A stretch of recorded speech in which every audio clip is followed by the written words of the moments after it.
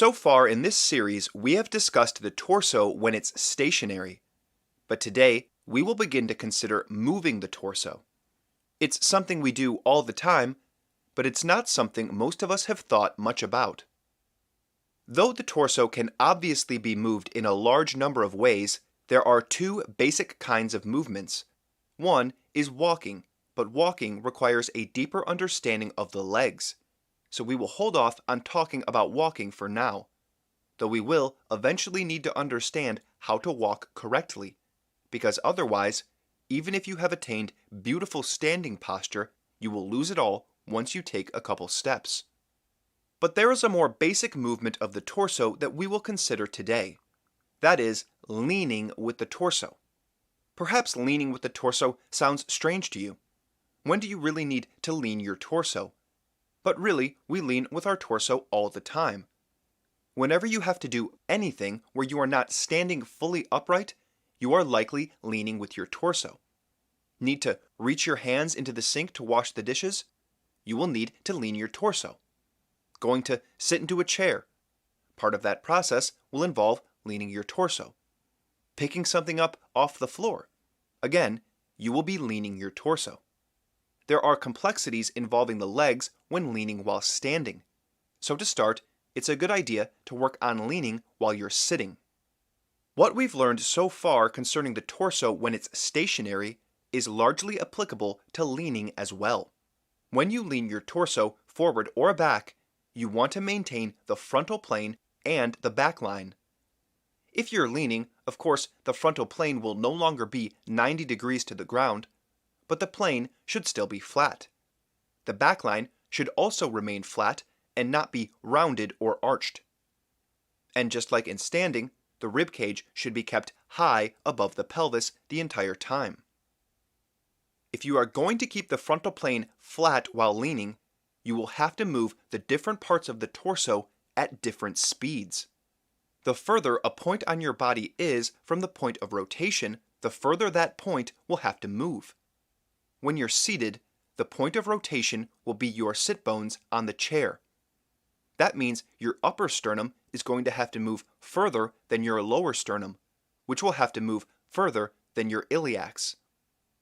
If a point has to move a larger distance in the same period of time, that point will have to be moved more quickly than a point that is moving a smaller distance. A common problem that people have when leaning is that they want to move their lower sternum and lower ribs very quickly ahead, and they will not accelerate their upper sternum nearly as fast. That will of course lead to the kind of arching of the back that we've seen in standing. The bottom of the rib cage will jut forward, and the top of the rib cage will be pulled back. Just like in standing, that will shorten your thoracolumbar fascia, and you will have to work harder with your muscles when you lean than you would if you had the support of your fascia. This is part of why people have such a hard time getting out of a chair, especially as they age.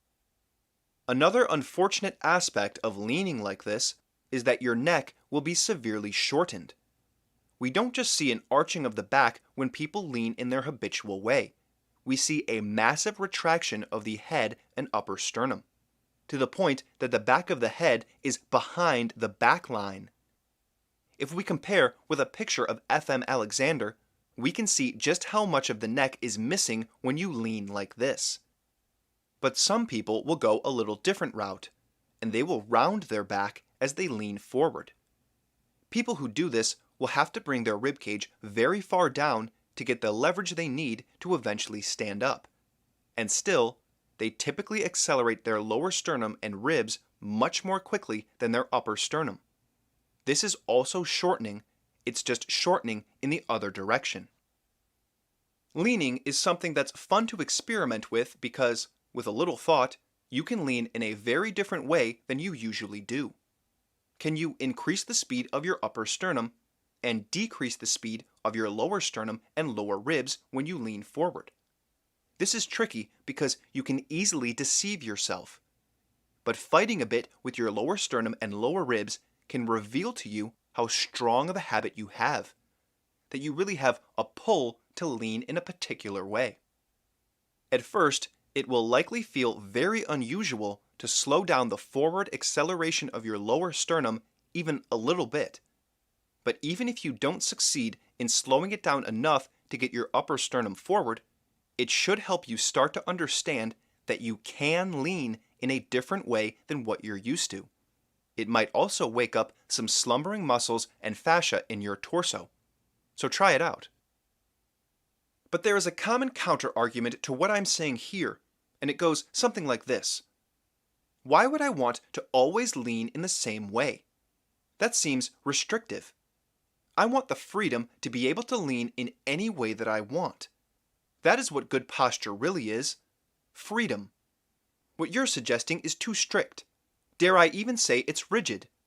You're trying to impose some kind of mathematical exactness onto human movement. But living things don't move like that. They are adaptive, expressive, and free. People need comfort and ease in their movements, not rules that say, do this and don't do that. It sounds like quite a strong argument. Is there any reasonable rebuttal? Do you have any idea what my response will be?